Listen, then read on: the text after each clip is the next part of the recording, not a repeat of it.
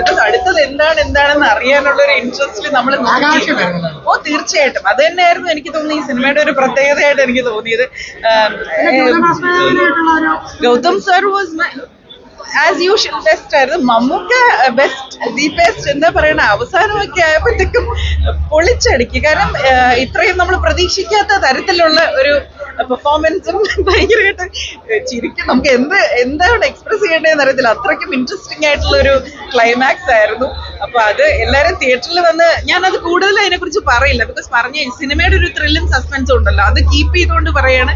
Mammukka was എന്താ പറഞ്ഞ out of the world ഒരു ലുക്സ്, എല്ലാ ലുക്സും ഭയങ്കര സൂപ്പർബായിരുന്നു.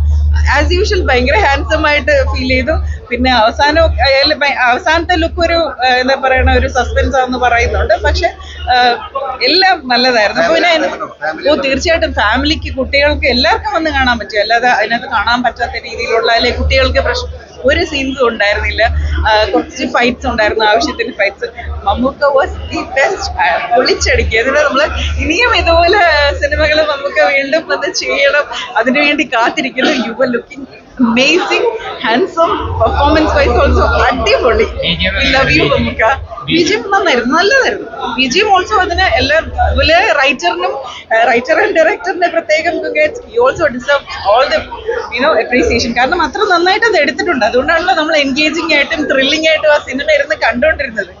സോ മമ്മൂക്ക ഇത്രയും നന്നായിട്ട് കാണിച്ചതിലും ഒരുപാട് സന്തോഷം. ശരിക്കും അൺഎക്സ്പെക്റ്റഡ് ആയിട്ടുള്ള ഒരു എക്സ്പീരിയൻസ് ആയിരുന്നു. അതുകൊണ്ട് തന്നെ സന്തോഷം. വീണ്ടും തിയേറ്ററിൽ ഒരിക്കൽ കൂടെ കാണണമെന്ന് ആഗ്രഹിക്കുന്നു. എല്ലാവർക്കും തിയേറ്ററിൽ വന്ന് കാണാം, കുട്ടികൾക്കാണെങ്കിലും ഫാമിലിക്കാണെങ്കിലും യങ്സ്റ്റേഴ്സിനും ഒക്കെ. I am sure they all will like it.